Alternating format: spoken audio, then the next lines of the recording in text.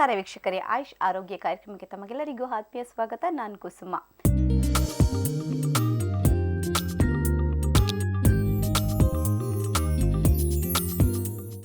ನೆಗಡಿ ಅನ್ನೋದು ಸರ್ವೇ ಸಾಮಾನ್ಯವಾದಂತಹ ಸಮಸ್ಯೆ ಅಂತ ಹೇಳಬಹುದು. ಒಂದು ವರ್ಷದಲ್ಲಿ ಪ್ರತಿ ಬಾರಿಯೂ ಅಟ್ಲೀಸ್ಟ್ 4-5 ಸಾರಿ ಪ್ರತಿಯೊಬ್ಬರನ್ನ ಕಾಡುವಂತಹ ಸಮಸ್ಯೆ. ಇನ್ನು ಈ ನೆಗಡಿ ಬಿಟ್ಟರೆ ಬೇರೆ ಯಾವುದು ಸಮಸ್ಯೆಗಳು ನಮ್ಮನ್ನು ಕಾಡುತ್ತೆ ಅಂತ ನೀವು ಯೋಚನೆ ಮಾಡ್ತಾ ಇದ್ರೆ ತಲೆನೋವು, ಜ್ವರ, ಅಜೀರ್ಣ ಯಾವುದೂ ಅಲ್ಲ. ಈ ಬೆನ್ನು ನೋವು ಅನ್ನೋದು ಮನುಷ್ಯನ ಒಂದಲ್ಲ ಒಂದು ಬಾರಿ ಕಾಡುತ್ತೆ. ಯಾಕೆ ಈ ಒಂದು ಬೆನ್ನು ನೋವು ಬರುತ್ತೆ? ತಾತ್ಕಾಲಿಕವಾಗಿ ಬರಬಹುದು ಅಥವಾ ಶಾಶ್ವತವಾಗಿ ನಮ್ಮನ್ನು ಕಾಡ್ತಾ ಇರಬಹುದು. ಒಂದು ಶಾರೀರಿಕ ಶ್ರಮವಿಲ್ಲದಾಗ ಬರುವಂತಹ ಸಮಸ್ಯೆ ಅಥವಾ ನಮ್ಮ ಶರೀರದಲ್ಲಿ ಸುಣ್ಣದ ಅಂಶ ಸವೆದು ಹೋದಾಗ, ಕಡಿಮೆ ಆದಾಗ ಬರುವಂತಹ ಸಮಸ್ಯೆನ, ಅಥವಾ ನಾವು ಭಾರವಾದ ವಸ್ತುಗಳನ್ನು ಎತ್ತಬೇಕಾದ್ರೆ ಬರುತ್ತಾ? ಹೀಗೆ ಅನೇಕ ಆಲೋಚನೆಗಳು ನಮ್ಮನ್ನು ಕಾಡ್ತಾ ಇರುತ್ತೆ. ಯಾವತ್ತೋ ಒಂದು ಸರಿ ನಮ್ಮನ್ನು ಈ ಬೆನ್ನು ನೋವು ಬಂದು ಕಾಡಿದ್ರೆ ಅದಕ್ಕೆ ತಕ್ಕಂತಹ ಪರಿಹಾರವನ್ನು ನಾವು ಕಂಡುಹಿಡ್ಕೊಳ್ಬಹುದು. ಆದರೆ ಪದೇ ಕಾಡುವಂತಹ ಈ ಬೆನ್ನು ನೋವನ್ನು ಯಾವ ರೀತಿ ನಿವಾರಿಸ್ಕೊಳ್ಬೇಕು, ಈ ಬೆಂಬಿಡದ ಬೆನ್ನು ನೋವಿಗೆ ಪರಿಹಾರವೇನು ಅಂತ ತಿಳಿಸ್ಕೊಡೋದಕ್ಕೆ ನಮ್ಮ ಇಂದಿನ ಕಾರ್ಯಕ್ರಮದಲ್ಲಿ ಹೋಮಿಯೋಪತಿ ಡಾಕ್ಟರ್ ಆದಂತಹ ಡಾಕ್ಟರ್ ಪದ್ಮಾವತಿ ನಮ್ಮ ಜೊತೆಗಿದ್ದಾರೆ. ಬನ್ನಿ ಅವನ ಕಾರ್ಯಕ್ರಮಕ್ಕೆ ಸ್ವಾಗತಿಸೋಣ. ನಮಸ್ತೆ ಡಾಕ್ಟರ್. ನಮಸ್ಕಾರ ಡಾಕ್ಟರ್. ಬೆನ್ನು ನೋವು ಅಂದ ತಕ್ಷಣ ಮನುಷ್ಯನಿಗೆ ಒಂದಲ್ಲ ಒಂದ್ಸರಿ ಬಂದಿರುತ್ತೆ. ಸೊ ಅದು ಮೆಕ್ಯಾನಿಕಲ್ ಪೇನ್ ಅಂತ ನಾವು ಕನ್ಸಿಡರ್ ಮಾಡ್ಬೋದು, ಅಥವಾ ತುಂಬ ಕ್ರಾನಿಕ್ ಬ್ಯಾಕ್ ಪೇನ್ ಬರುವಂಥದ್ದು. ಇವೆರಡಕ್ಕೂ ಯಾವ ರೀತಿ ಕಾರಣಗಳಿದೆ? ಖಂಡಿತ ನೀವು ಹೇಳಿದಾಗೆ ಪ್ರತಿಯೊಬ್ಬರು ಒಂದಲ್ಲ ಅಂದ್ರೆ ಅವರ ಜೀವನದಲ್ಲಿ ಒಂದಲ್ಲ ಒಂದು ದಿನ ಈ ಬೆನ್ನು ನೋವಿನ ಸಮಸ್ಯೆಗಳಿಂದ ಕಾಡ್ತಾ ಹೋಗ್ತಿದ್ದಾರೆ. ನಾವು ಕಾಮನ್ ಆಗಿ ಹೇಳಬೇಕು ಅಂದರೆ ಹಳೆ ಕಾಲದಲ್ಲಿ ಹೇಳ್ತಿದ್ವಿ ಆಫ್ಟರ್ 55 ಇಯರ್ಸ್ ಆದಮೇಲೆ ಅಥವಾ 60 ಇಯರ್ಸ್ ಆದಮೇಲೆ ನಾವು ಹೆಚ್ಚಾಗಿ ನೋಡ್ತಾ ಬರ್ತಿದ್ದೀವಿ ಅಂತ. ಬಟ್ ಇತ್ತೀಚಿನ ದಿನಗಳಲ್ಲಿ ನಾವು ಚಿಕ್ಕ ಮಕ್ಕಳಿಂದನೇ ನಾವು ಶುರು ಮಾಡ್ತಾ ಹೋಗ್ಬೋದು. ಚಿಕ್ಕ ಮಕ್ಕಳು ಹೇಳ್ಬೋದು, ಅಮ್ಮ ನಂಗೆ ಬೆನ್ನು ನೋವ್ತಾ ಇದೆ ತುಂಬ ಅಂತ. ಅವು ಚಿಕ್ಕ ಮಕ್ಕಳಿಂದನೇ ಶುರುವಾಗ್ತಾ ಹೋಗುತ್ತೆ. ಸೊ ಯಾತಕ್ಕೆ ಇದು ಕಾರಣ? ಯಾಕೆ ಈ ಚಿಕ್ಕ ಮಕ್ಕಳಲ್ಲಿಂದನೇ ಶುರುವಾಗ್ತಾ ಹೋಗುತ್ತೆ? ನಾವು ಯೂಶ್ವಲಿ ಹೇಳ್ತೀವಿ 35 to 55 ಇಯರ್ಸ್ಗಳು ಇದು ಹೆಚ್ಚಾಗಿ ಕಾಡೋ ಸಮಸ್ಯೆ ಅಂತ ನಾವು ಹೇಳ್ತಾ ಬರ್ತೀವಿ. ಬಟ್ ಇತ್ತೀಚಿನ ದಿನಗಳಲ್ಲಿ ಯಾತಕ್ಕೆ ಇಷ್ಟು ಬೇಗ ಮಕ್ಕಳಲ್ಲಿ ನಾವು ನೋಡ್ತಾ ಹೋಗ್ತಿದ್ದೀವಿ ಅಂತಂದರೆ ಎಲ್ಲದಕ್ಕೂ ಕಾರಣ ಅಂದರೆ ನಮ್ಮ ಒಂದು ಜೀವನ ಶೈಲಿ ಅಂತ ನಾವು ಹೇಳ್ತಾ ಹೋಗ್ಬೋದು. ಸಿಂಪಲ್ ಎಕ್ಸಾಂಪಲ್ ಇವಾಗ ನೋಡಿ, ಮಕ್ಕಳು ಕೂತ್ಕೊಳ್ಳೋ ರೀತಿನೇ ಆಗಿರ್ಬೋದು, ಅಥವಾ ಈಗ bags, simple example is bags. School ತೊಗೊಂಡು ಹೋಗ್ತಿರ್ತಾರೆ, ತುಂಬಾ ಅದು ಭಾರ ಆಗ್ತಾ ಹೋಗ್ತಿರುತ್ತೆ. ಬಟ್ ಇತ್ತೀಚಿನ ದಿನಗಳೇನಾಗ್ತಿದೆ, ಮಕ್ಕಳು ಎರಡೂ ಕಡೆ ಬ್ಯಾಲೆನ್ಸ್ ಮಾಡಲ್ಲ. ಅಫ್ಕೋರ್ಸ್ ಭಾರ ಇರುತ್ತೆ ಬ್ಯಾಗು, ಬಟ್ ಎರಡೂ ಕಡೆ ಅದು ಬ್ಯಾಲೆನ್ಸ್ ಮಾಡಬೇಕು. ಬಟ್ ಏನು ಮಾಡ್ತಿದ್ದಾರೆ, ಅದು ಒಂದೇ ಕಡೆ ಅವರು ಹಾಕೊಂಡು ಹೋಗ್ತಿದ್ದಾರಿಂದ ಸೊ ಅವಾಗೇನ ಕಡೆ ಒಂದೇ ಕಡೆ ಅದು ಭಾರದ ಜಾಸ್ತಿ ಆಗ್ತದೆ. ಸೊ ಡೇ ಬೈ ಡೇ ಏನಾಗ್ತಾ ಹೋಗ್ತಿರುತ್ತೆ, ಅದು ಏನೋ ಬೋನ್ಸೇ ಆಗಿರ್ಬೋದು, ಯಾಕಂದರೆ ಮಕ್ಕಳು ಊಟ ಮಾಡೋ ಪದ್ಧತಿ ಆಗಿರ್ಬೋದು. ಸೊ ಅವಾಗೇನಾಗುತ್ತೆ, ಸೊ ಕ್ಯಾಲ್ಶಿಯಂ ತುಂಬಾ ಕಮ್ಮಿ ಆಗ್ತಾ ಹೋಗ್ತಿದೆ. ಆಮೇಲೆ ಆಟ ಆಡೋ ರೀತಿ. ಸೊ ಯೂಶಲಿ ನಾವು ಏನು ಹೇಳ್ತೀವಿ, ರೆಗ್ಯುಲರ್ ಎಕ್ಸಸೈಸ್ ಇರಬೇಕು. ಆ ರೆಗ್ಯುಲರ್ ಎಕ್ಸಸೈಸಿಂದ ಏನಾಗ್ತಿದೆ, ಬೋನ್ಸೇ ಆಗಿರ್ಬೋದು, ಮಸಲ್ಸೇ ಆಗಿರ್ಬೋದು, ಎಲ್ಲವೂ ಸ್ಟ್ರಾಂಗ್ ಆಗ್ತಾ ಹೋಗ್ತಿರುತ್ತೆ. ಸೊ ಏನಾಗ್ತದೆ, ಇವೆಲ್ಲವೂ ಲ್ಯಾಕಿಂಗ್ ಆಗ್ತಾ ಹೋಗ್ತಿರುತ್ತೆ. ಆ್ಯಂಡ್ ಕೂತ್ಕೊಳ್ಳೋ ರೀತಿ ನೀವು ನೋಡಿರ್ಬೋದು, ಮಕ್ಕಳು ಹಳೆ ಕಾಲದಲ್ಲಿ ಎಲ್ಲರೂ ಕೆಳಗಡೆ ಕೂತ್ಕೊಂಡೇ ಊಟ ಮಾಡ್ತಿದ್ರು, ಕೆಳಗಡೆ ಕೂತ್ಕೊಂಡೇ ಓದ್ಕೋತಾ ಇದ್ರು. ಬಟ್ ಇವಾಗ ಏನಾಗಿದೆ, ಎಲ್ಲವೂ ಕೂತ್ಕೊಂಡೇ ಮಾಡಿದ್ಮೇಲೆ ಎಲ್ಲ ಚೇರ್ ಮೇಲೆ ಕೂತ್ಕೊಳ್ಳೋದು, ಆಮೇಲೆ ಮಲ್ಕೊಂಡೇ ನೋಡೋದು. And the commonest complaint is ಇವಾಗ ಮಕ್ಕಳು ಮೊಬೈಲ್ಸ್. ಅದೇ ಮೇಯ್ನ್ ಕಾರಣ ಅಂತಲೂ ಹೇಳ್ಬೋದು ಆ್ಯಕ್ಚುಲಿ. ಸೊ ಮೊಬೈಲ್ನ ಆಡ್ತಾ ಹೋಗ್ತಿರ್ತಾರೆ, ಇಟ್ಕೊಳ್ಳೋ ಸ್ಟೈಲೇ ಆಗಿರ್ಬೋದು. ಇವೆಲ್ಲ ಕಾರಣಗಳಿಂದ ಸೊ ನಾವು ಇವಾಗ ಇತ್ತೀಚಿನ ದಿನಗಳಲ್ಲಿ ನಾವು ಮಕ್ಕಳಿಂದನೇ ನಾವು ನೋಡ್ತಾ ಹೋಗ್ತಿದ್ದೀವಿ. ಕಾಮನೆಸ್ಟ್ ಕಂಪ್ಲೇಂಟ್ ಈಸ್ ಇವಾಗ ಏನೋ ಯೂಶ್ವಲಿ ನಾವು ಬೆನ್ನು ಹೊಂದಿದ ತಕ್ಷಣ ಎಲ್ಲರಿಗೂ ಏನಾಗುತ್ತೆ, ಬೋನ್ಸ್ ಒಂದೇನಪ್ಪ ಅಂತ ನಾವು ಥಿಂಕ್ ಮಾಡ್ತಾ ಹೋಗ್ತೀವಿ. ಸೊ ಬೋನ್ಸ್ ಒಂದೇ, ವರ್ಟಿಬಲ್ ಕಾಲಮ್ ಆಗಿರ್ಬೋದು ಅಥವಾ ಸ್ಪೈನಲ್ ಕಾರ್ಡ್ ಒಂದೇ ಅಲ್ಲ, ಅದ್ರ ಜೊತೆಗೆ ಮಸಲ್ಸು ಇರ್ಬೋದು, ಅಥವಾ ನರ್ವ್ಸ್ ಇರ್ಬೋದು, ಅಥವಾ ವಿ ಹ್ಯಾವ್ ಡಿಸ್ಕ್ ಅಂತ ಹೇಳ್ತೀವಿ, ಡಿಸ್ಕ್ ಇರ್ಬೋದು, ಅಥವಾ ಕಾರ್ಡ್ ಇರ್ಬೋದು. ಯಾವುದೇ ಒಂದರಲ್ಲಿ ನಾವು ಇದನ್ನು ನಾವು ನೋಡ್ತಾ ಹೋದಾಗ ಸೊ ಯಾವುದೇ ಥರದ ಸಮಸ್ಯೆಗಳು ನಾವು ಈ ಆರ್ಗನ್ಸಲ್ಲಿ ಉಂಟಾದಾಗಲೂ ನಾವು ಬೆನ್ನಿನ ನೋವಿನ ನಾವು ಸಮಸ್ಯೆ ನೋಡ್ತಾ ಹೋಗ್ತೀವಿ. ಹಾಗೆ ಡಿಪೆಂಡ್ಸ್ ಅಪಾನ್ ದ ಏನೋ ಆರ್ಗನ್ಸ್. ಇವಾಗ ಸಪೋಸ್ ಇವಾಗ ಅಪ್ಪರ್ ಅಂತ ಹೇಳಿದಾಗ so it may be due to the chest also. ಚೆಸ್ಟಲ್ಲಿ ಏನೇ ಒಂದು ತೊಂದರೆ ಆದರೂ ನಮಗೆ ಬೆನ್ನಿನ ನೋವು ಸಮಸ್ಯೆ ಕಾಣ್ತಾ ಹೋಗುತ್ತೆ. If it is in the lower part ಇದ್ದಾಗ ಎನಿ ಇಂಟರ್ನಲ್ ಆರ್ಗನ್ಸೇ ಆಗಿರ್ಬೋದು, ಸೊ ಪೆಲ್ವಿಕ್ ಆರ್ಗನ್ಸೇ ಆಗಿರ್ಬೋದು, ಅಥವಾ ಕಿಡ್ನೀಸಲ್ಲೇ ಏನೋ ಒಂದು ತೊಂದರೆ ಆಗಿರ್ಬೋದು. ಹೀಗೆ we call it as a referred pain. ಅಲ್ಲೂ ನಮಗೆ ನೋವುಗಳು ಕಾಣಿಸ್ಕೊಳ್ತಾ ಹೋಗ್ಬೋದು. ಬಟ್ ಇತ್ತೀಚೆಗೆ ಎಸ್ಪೆಷಲಿ ಲೇಡೀಸಲ್ಲಿ ನಾವು ಹೆಚ್ಚು ನೋಡ್ತಾ ಹೋಗ್ತಿರ್ತೀವಿ. ಏನಕ್ಕೆ ಲೇಡೀಸಲ್ಲಿ ಪ್ರತಿಯೊಂದು ಕೆಲಸನೂ ಅಷ್ಟೇ, ಹಳೆ ಕಾಲದ ಎಲ್ಲವೂ ಕೂತ್ಕೊಂಡೇ ಮಾಡ್ತಾಯಿದ್ರು. ದೇ ಇಷ್ಟು ಬೆಂಡ್ ಲಾಟ್. ಅಟ್ಲೀಸ್ಟ್ ಏನಾಗ್ತಾಯಿದೆ, ಬ್ಯಾಕ್ ಬೋನ್ ಫುಲ್ ಬೆಂಡ್ ಆಗ್ತಿತ್ತು, ಎಕ್ಸಸೈಸ್ ಆಗ್ತಾ ಹೋಗ್ತಿರ್ತು. ಇವಾಗ ಏನಾಗ್ತದೆ, ಎಲ್ಲವೂ ನಿಂತ್ಕೊಂಡೇ ಕೆಲಸ ಮಾಡ್ತಾ ಹೋಗ್ತಿದ್ರು. ಪ್ರತಿಯೊಂದು ಯಾವುದೇ ಒಂದು ಕೆಲಸ ನೋಡಿ, ಸಿಂಪಲ್ ಎಕ್ಸಾಂಪಲ್ಸ್ ಅಡುಗೆ ತೊಗೊಳ್ಳಿ, ಅಡುಗೆನೂ ಅಷ್ಟೇ ಗಂಟೆಗಟ್ಟಲೆ ನಿಂತ್ಕೊಂಡೇ ಕೆಲಸ ಮಾಡ್ತಿರ್ತಾರೆ. ಆಫೀಸಲ್ಲಿ ಹೋಗ್ತಾರೆ, ಆಫೀಸಲ್ಲೂ ಕೂತ್ಕೊಂಡೇ ಗಂಟೆಗಟ್ಟಲೆ, ಎಸ್ಪೆಷಲಿ ವಿತ್ ಕಂಪ್ಯೂಟರಲ್ಲಿ ತುಂಬ ಹೊತ್ತು ಆಗ್ತಿರ್ತಾರೆ. ಸೊ ಅವಾಗ ಏನಾಗುತ್ತೆ, ಈ ಕತ್ತಿನ ನೋವಿನ ಸಮಸ್ಯೆಗಳು ಹೆಚ್ಚಾಗಿ ಕಾಣಿಸ್ತಾ ಹೋಗ್ತಿರ್ತಾರೆ. ರೆಡಿ ಇದ್ದಾರೆ. ಹಲೋ, ನಮಸ್ಕಾರ. ನಮಸ್ಕಾರ ಮೇಡಮ್, ನಾನು ಧನಂಜಯ ಅಂತ ಮಾತಾಡ್ತಾ ಇರೋದು. ಓಕೆ, ನಮಸ್ಕಾರ ಸರ್. ಇಲ್ಲಿಂದ ಕರೆ ಮಾಡ್ತಾ ಇದ್ದೀರಾ? ಮೇಡಮ್ ನಾವು ಬ್ಯಾಂಗ್ಳೂರಿಂದ ಮಾತಾಡ್ತಾ ಇರೋದು. ಬ್ಯಾಂಗ್ಳೂರಿಂದ. ಓಕೆ, ನಾವು ಬೆನ್ನು ನೋವಿನ ಸಮಸ್ಯೆ ಬಗ್ಗೆ ಮಾತನಾಡ್ತಾ ಇದ್ದೀವಿ. ನಿಮ್ಮ ಪ್ರಶ್ನೆ ಇದ್ರೆ ಡಾಕ್ಟರ್ ಹತ್ರ ಕೇಳಬಹುದು. ಹಲೋ. ಹಲೋ, ಹೇಳಿ ಸರ್, ಏನು ತೊಂದರೆ ಇದೆ? ಮೇಡಮ್ ನನಗೆ ಇದು ಬ್ಯಾಕ್ ಪೇನ್ ಬರ್ತಾ ಇತ್ತು ನನಗೆ ಒಂದು 3 ಮಂತ್ ಇಂದ. ಓಕೆ.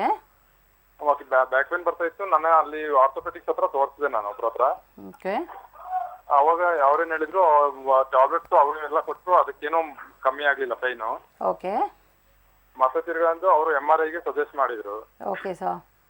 MRI ಸಜೆಸ್ಟ್ ಮಾಡಿದ್ರು, MRI ಮಾಡಿಸ್ಕೊಂಡ್ ಬಂದೆ. ಅವಾಗ ಅದ್ರಲ್ಲಿ ಅಂದ್ರು ಡಿಸ್ಕ್ ಸ್ವಲ್ಪ ಜಾರಿದೆ ಅಂತ ಹೇಳಿದ್ರು ಅವರು. Okay sir.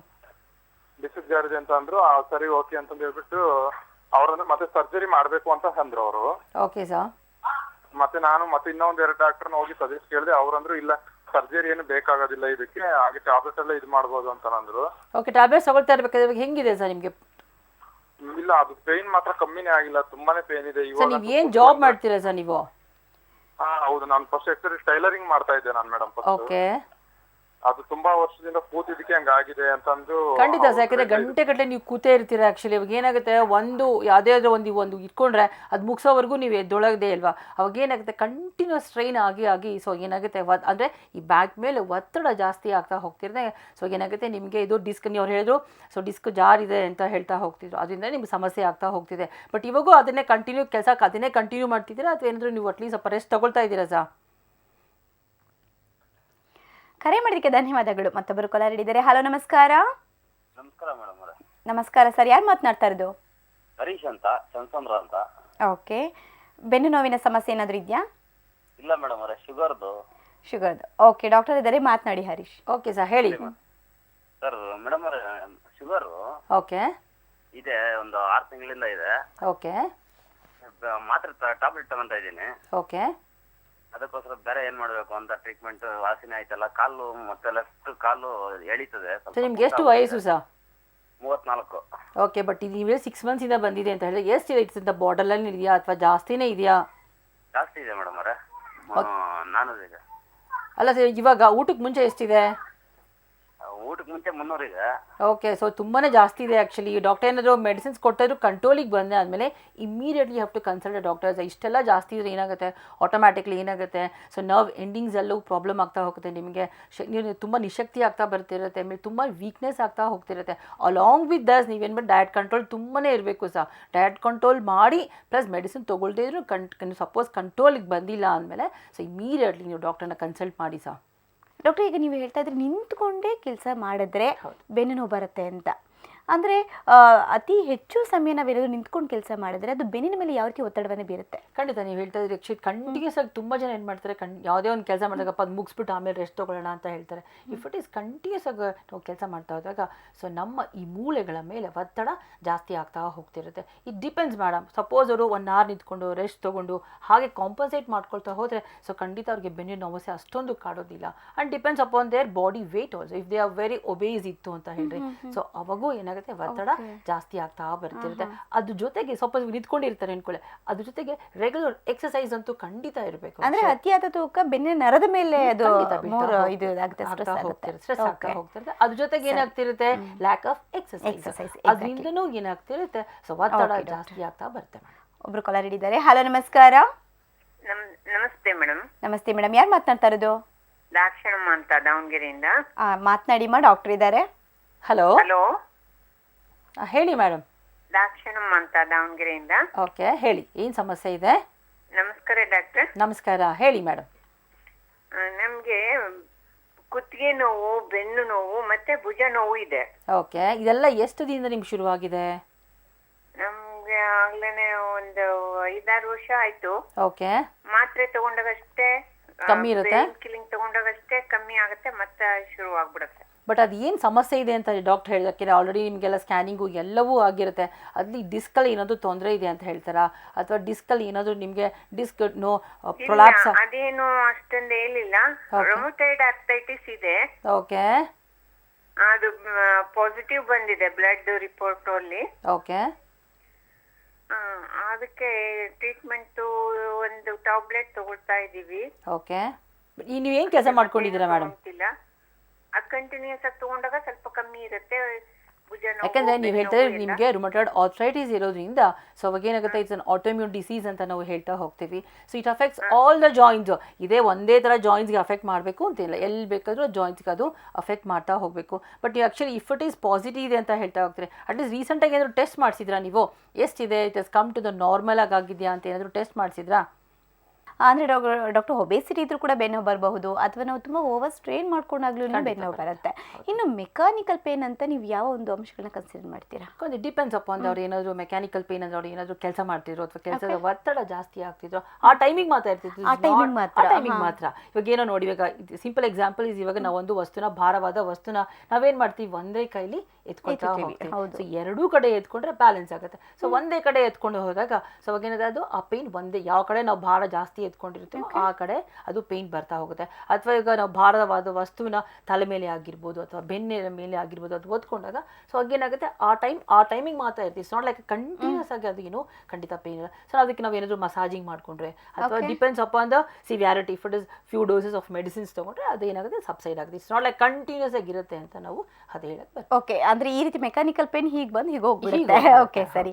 ಇನ್ನು ಕ್ರಾನಿಕ್ ಪೇನ್, ತುಂಬಾ ತೀವ್ರತರದ ಬೆನ್ನು ನೋವು ಕಾಡ್ತಾ ಇದೆ, ಪದೇ ಪದೇ ಬರ್ತಾನೆ ಇದೆ ಬೆನ್ನೋವು, ನಮ್ಮ ಡೈಲಿ ಆಕ್ಟಿವಿಟೀಸ್ ಮಾಡ್ಕೊಳಕ್ ಆಗ್ತಾ ಇಲ್ಲ, ನಮ್ಮ ಕೆಲಸದಲ್ಲಿ ನಾವು ತೊಡಗಿಸ್ಕೊಳಕ್ ಆಗ್ತಾ ಇಲ್ಲ ಅಂದ್ರೆ ಆ ಕ್ರಾನಿಕ್ ಪೇನ್ ಬರೋದಕ್ಕೆ ಕಾರಣ ಏನಿರುತ್ತೆ? ಖಂಡಿತ ಅವಾಗ ನೀವು ಹೇಳ್ತಾ ಇದ್ರಿ, ನಮಗೆ calling actually we have A spinal cord ಅಂತ ಇರುತ್ತೆ. ಆ ಸ್ಪೈನ್ಸ್ ವರ್ಟಿಬ್ರಾಸ್ ಮಧ್ಯೆ ವಿ ಹ್ಯಾವ್ ಎ ಡಿಸ್ಕ್ ಅಂತ ಇರುತ್ತೆ. ಸೊ ಆ ಡಿಸ್ಕ್ ಅಲ್ಲಿ ಏನಾದ್ರೂ ತೊಂದರೆ ಆಗ್ತಿದ್ದಾಗ, ಸಿಂಪಲ್ ಒಬ್ರು ಕಾಲ್ ಮಾಡಿದ್ರೆ ಆಕ್ಚುಲಿ ಅವ್ರಿಗೆ ಏನು ಡಿಸ್ಕ್ ಅಲ್ಲಿ ಏನು problem, but they have got A rheumatoid arthritis ಇದೆ ಅಂತ.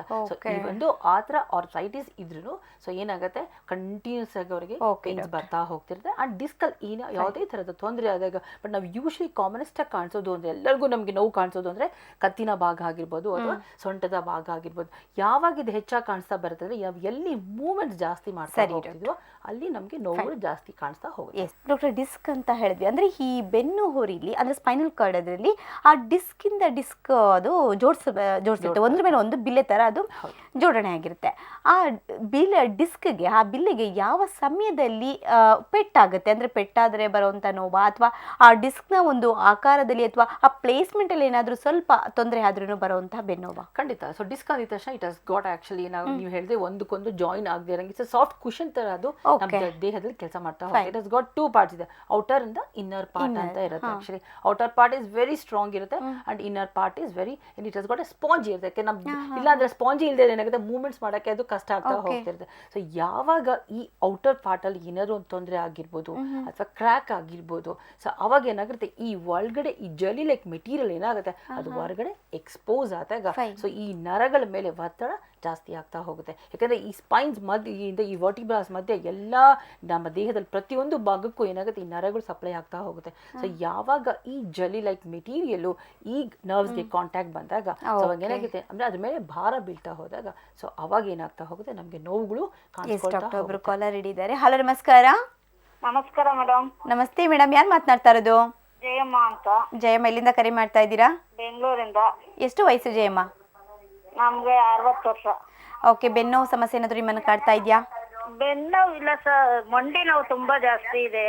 ಓಕೆ, ಸರಿ. ನಿಮ್ಮ ಮಂಡಿ ನೋವು ಸಮಸ್ಯೆಗೆ ನಮ್ಮ ಡಾಕ್ಟರ್ ಉತ್ತರ ಕೊಡ್ತಾರೆ, ಕೇಳಿಸ್ಕೊಳ್ಳಿ. ಟಿವಿ ಮ್ಯೂಟ್ ಮಾಡ್ಕೊಳ್ಳಿ ಜಯಮ್ಮ ಅವರೇ, ಟಿವಿನ ಮ್ಯೂಟ್ ಮಾಡಿ ಮಾತನಾಡಿ. ಓಕೆ. ಹಲೋ, ಕೇಳಿಸ್ತಾ ಇದೆಯಾ ಜಯಮ್ಮ? ಕೇಳಿಸ್ತಾ ಮಾತನಾಡಿ. ಓಕೆ. ಹಲೋ. ಹಲೋ, ಹೇಳಿ ಮೇಡಮ್. ನಮಸ್ಕಾರ, ಹೇಳಿ. ನನಗೆ ಸ್ವಲ್ಪ ಮಂಡಿ ನೋವು ತುಂಬಾ ಜಾಸ್ತಿ ಇದೆ sir.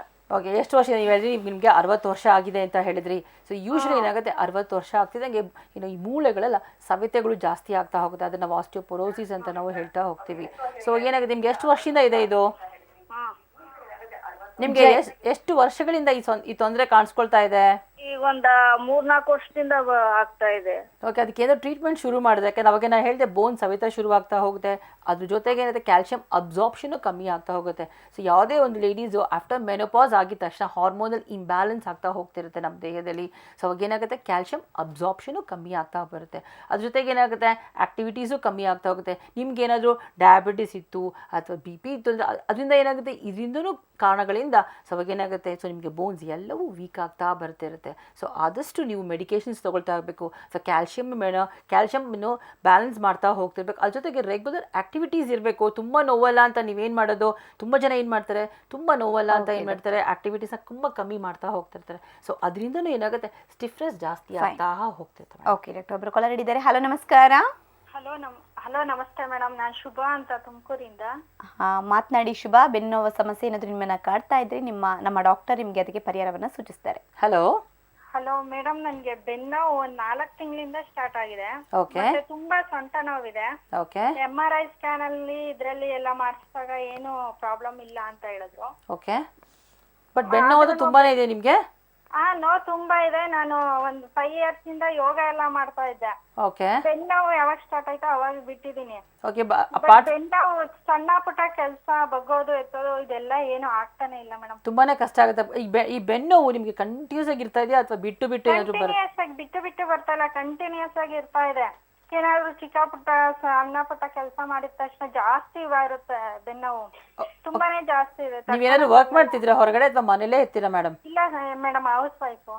Okay at least house wife ಏನಾದ್ರು ಬೇರೆ ಟೈಲರಿಂಗು ಅಂಥದ್ದು ಏನಾದ್ರು ಇಲ್ಲ ಕಂಟಿನ್ಯೂಸ್? ಮೇಡಮ್, ಏನಿಲ್ಲ ಆ ಥರದ್ದೆಲ್ಲ ಏನಿಲ್ಲ. ಓಕೆ ಎನಿ ಹಿಸ್ಟ್ರಿ ಆಫ್ ಏನಾದ್ರು ಬಿದ್ದಿರೋದು ಆ ಥರ ಏನಾದ್ರು ಒಂದು ಫ್ಯೂ ಇಯರ್ಸ್ ಬ್ಯಾಕ್ ಹಂಗೇನಾದ್ರು? ಇಲ್ಲ ಮೇಡಮ್, ಥೈರಾಯ್ಡ್ ಪ್ರಾಬ್ಲಮ್ ಇದೆ. ಓಕೆ 10 years ಇಂದ ಇದೆ ಥೈರಾಯ್ಡ್.